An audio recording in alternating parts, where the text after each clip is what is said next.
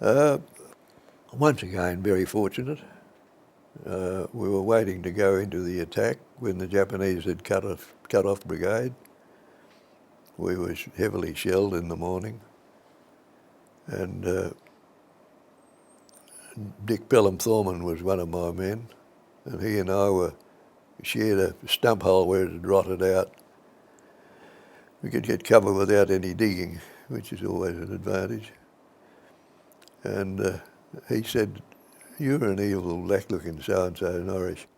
I had 5 or 6 days black beard, and I made it a rule in the section, as a counter to normal instructions, that for God's sake don't shave, because when I came back from a patrol, everybody who looked around at a tree at me had a fresh shaven face with like a pink light bulb.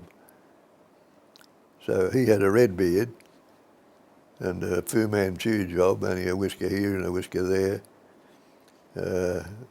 Incidentally, his father was the rector of Katanning, and his ambition was to follow his old man's steps into the church. But he said, "Have you got a mirror?" And I said, "Yes." He said, "Well, give us it." And I said, "No, it's in my haversack." He said, "Well, turn your back on me, you miserable sod, and I'll help myself." So I turned my back on him, and he fished around and got out this steel mirror, which was about 5 by 3 inches and as heavy as the blade of a stainless knife. And it had been in my haversack since we were getting rid of gear before crossing the track. Anything surplus was tossed out. Reg Newman, who was an I-section bloke, said, "Who wants this mirror? Keith, you can have it." So I didn't like to say no, tell him what to do with it. I stuck it in my haversack, and it came out at that time. Was the first time it had been out of the haversack. When George Wright, the company commander, called me as one of the section leaders to come down and get my instructions on what the score was, or orders. As I stepped out of this hole, Pelham Thorman handed me the mirror, and I had a Tommy gun in the right hand and took this in my left hand, the mirror in the left hand, and then realised that I had a shirt pocket full of letters, because there had got 17 letters that day, or I had. 11 of them were for Peg, incidentally. And they were about, each sheet folded in 4.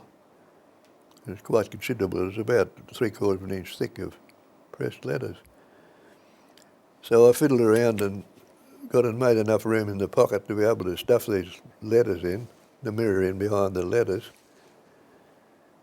But when I got to George Wright with the mirror in my hand, he said, "What are you doing, Norrish? You joined the Signal Corps?"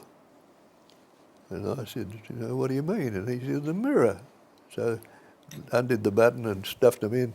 Had a hell of a job doing the button up again. Within 20 minutes, half an hour of that time, I was shot at a range of about halfway between you and me with a light machine gun.